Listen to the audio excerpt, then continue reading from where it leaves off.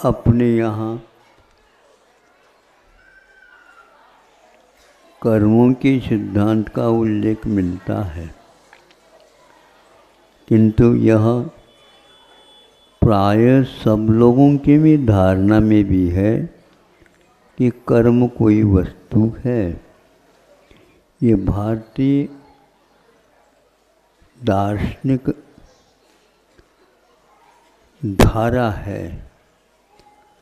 इसमें कोई न कोई सब लोग कुछ न कुछ स्वीकार कर लेते हैं, किंतु पश्चिमी देशों में इसकी रिवाज नहीं है, परंपरा नहीं है, किंतु यहाँ का प्रभाव से वह प्रभावित नहीं है, ऐसा नहीं कहा जाता।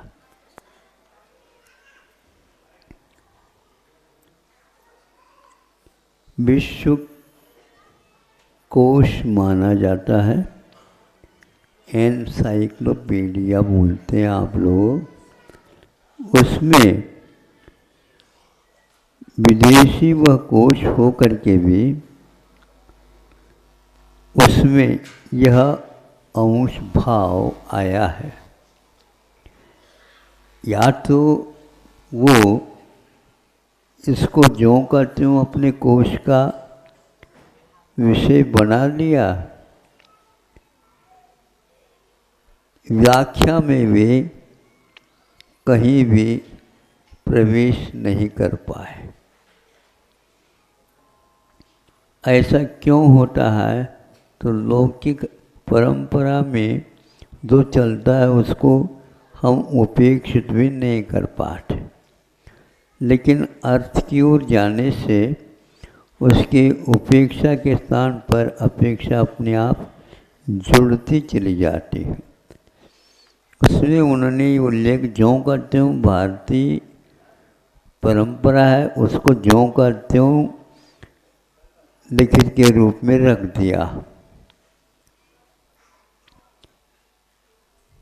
ब्रिटेनिका उसका नाम है, कोश। ब्रिटिश संबंधी कोश है, इसलिए ब्रिटेनिका कहा, लेकिन विश्व का सारा उसमें समावेश हो जाता है। उन्होंने ये कहा है, जैसे हम बोते हैं वैसा ही हम पाते हैं। अब ये वाक्य तो यहाँ का लेकर के रख दिया उन्होंने। जब कर्म को ही आपने स्वीकारा नहीं है तो ये बोना और काटना, फसल प्राप्त करना, ये सवाल ही नहीं उठता। लेकिन इसका सभी लोग आलोड़न भी करते हैं, उद्धरण भी देते हैं, किंतु ये नहीं कह पाते कि हमारे यहाँ ये नहीं है। उनको विश्व की ओर दृष्टि रखना है और उसमें उसको समावेश करना है। हम इतना पूछना चाहते हैं, जब दर्शन के विषय को ही आप स्वीकारते नहीं, ये दर्शन अपने आप चलते हैं, ये मनगढ़ंत है। अविचारित तथ्यमिदं, यह विचार किए बिना स्वीकार किया हुआ है। इसके लिए विज्ञान ने कोई स्थान नहीं दिया, तो इसको भी स्थान नहीं देना चाहिए था, क्योंकि जब आपके यहाँ वो विषय ही नहीं है तो क्यों कहते हो? आत्मा का व्यापक अर्थ व्यापक है। अतिथि व्याप्नोति परिणमति स्वकीयान शुद्ध गुणान पर्यान वा इति आत्मा। यह प्राचीन पद्धति के अनुसार कर्म सिद्धांत या दार्शनिकता को लेकर के ये चलता है। इसमें और जोड़ देते हैं हम, दो आत्मा की ओर चला जाता नहीं है। ये आत्मा व्यापक शब्द है और प्रत्येक के साथ जुड़ता है। कैसे? बहिरात्मा, अंतरात्मा, परमात्मा, जड़ात्मा, पुण्यात्मा, पापात्मा, कितनी आत्मा हो गई है। तो यह आत्मा सबके साथ जुड़ने से इसको इरंतु सामान्य कथना, इसको सामान्य बोलते हैं। समानी भव सामान्य, समानता इसी को बोलते हैं। इस समानता को लेकर के हम कुछ नहीं कहेंगे, लेकिन जैसे हम बोते हैं वैसे ही काटते हैं। इसका अर्थ क्या निकला? बोने वाला कौन है, क्या बोता है, कब बोता है, कब काटता है। बोने वाला अलग हो, काटने वाला अलग हो, पालन पोषण करने वाला अलग हो, कैसे है बताओ हमें। इसके बारे में उनके पास कोई भी विचार और विषय विद्यमान नहीं है। ऐसा भारतीय कभी भी नहीं सोच सकता। वह कहता है जिसका उल्लेख है उसका सत्स्वरूप भी अवश्य है, अन्यथा जो है ही नहीं उसका क्या उल्लेख, उसका क्या कथन, उसका क्या है। वो तो अभाव की कोटि में है। किंतु इन लोगों को इसके बारे में जितना मिला उतने में ही वे कह करके छोड़ देते हैं। सोल, यह इंग्लिश में एक व्यापक शब्द है। हाँ, सोल, सोल का अर्थ इधर एक प्रकार से आत्म तत्व है,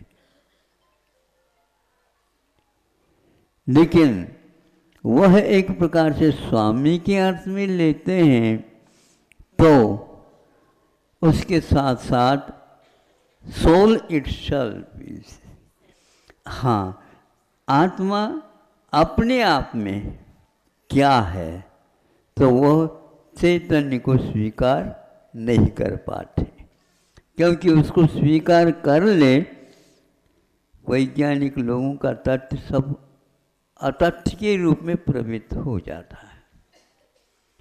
इसलिए मैं कह रहा हूँ वह कर्ता जो होता है वह बहुत प्रमुख हुआ करता है, क्रियाएं उसकी होती हैं, अन्य किसी की नहीं होती। तो जिसने बोया उसने काटा है कि जिसने बोया उनको नहीं, उनके और परंपरा से कोई हो उसको काट ले, ऐसा नहीं हो सकता। क्योंकि जिसने बोया या जो बोया वही काटने में आता है, तो उसी को उसका फल भी मिलेगा। ये कर्म सिद्धांत है। आपने बोया और आपको न मिले, तो आपने साधना की और आपको मुक्ति नहीं मिले तो क्या होगा? आप इसको पसंद करोगे कि नहीं हमने सब काम किया, तुम आकर के बैठ गई खाने के लिए। तो यह महसूस तो होता है कि सेल्फ क्या है, लेकिन without help there is no self.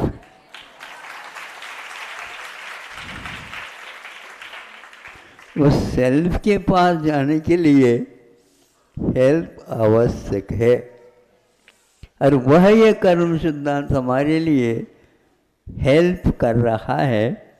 यदि आपके पास चेतना है तो अवश्य आप रास्ता निकाल दोगे, क्योंकि जड़ से हटने के लिए इसको चेतनात्मा कहा गया, अचेतनात्मा नहीं। थोड़े थोड़े वो भी इसको मंजूर करते हुए अचेतन, अवचेतन और चेतन ऐसे तीन भेद करते हैं। हम सारे चेतन की ओर न आकर के और अचेतन की ओर भी न जा कर के यदि रह जाते हैं तो अवचेतन में रह जाते हैं। अवचेतन क्या वस्तु है महाराज? कोई पाठ नहीं कर रहा है इसलिए उसको हम एक प्रकार से अचेतन कह दें, जानता नहीं है। और अचेतन हो गया तो चेतन क्या है? जो जानता है। अवचेतन क्या है महाराज ये बताओ?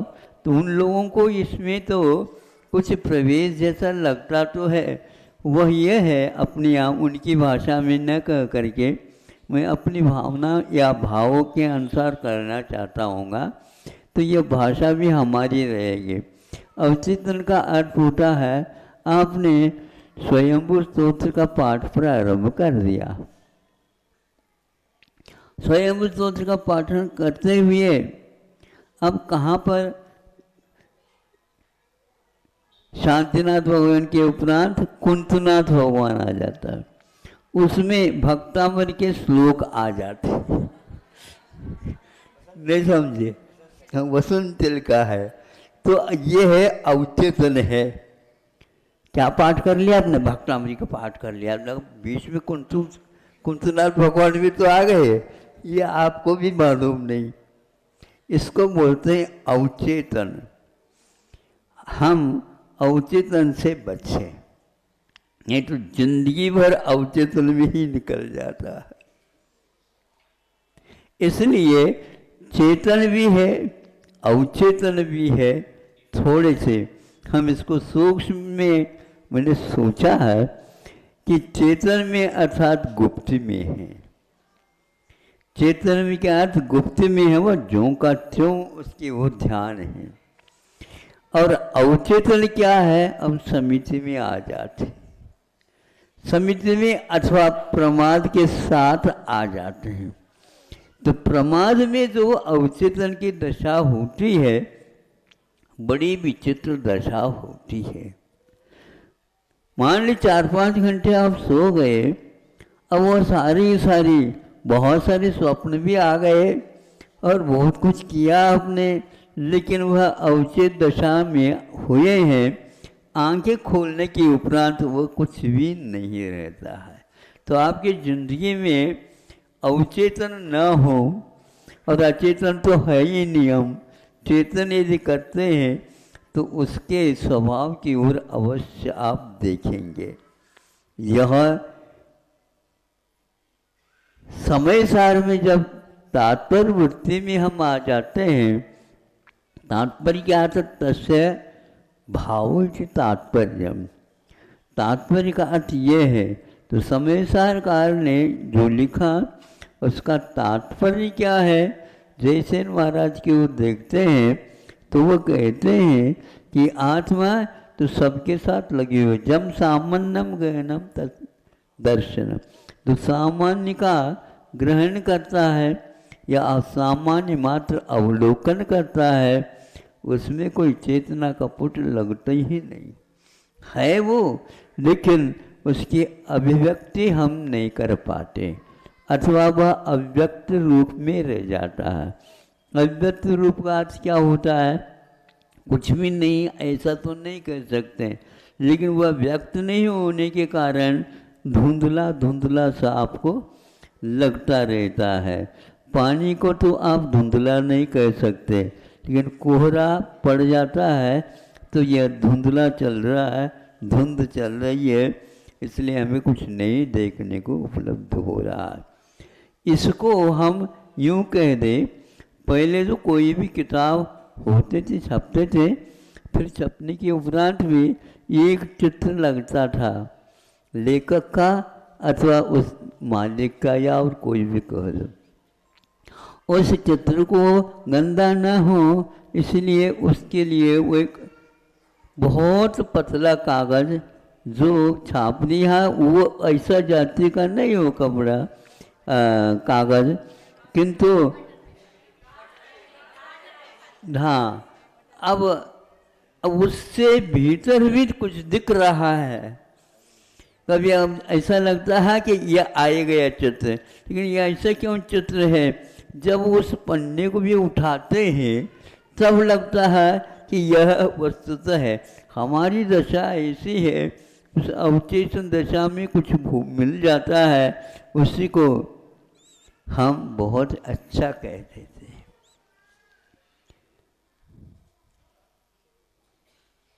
स्वर्ग से सुंदर है, और सपनों से प्यारा है। अब ये बताओ, स्वप्न, अब स्वर्ग से तो आपने स्वर्ग तो देखा नहीं, और स्वप्न को ही क्या कहते हैं, सपनों से भी प्यारा है।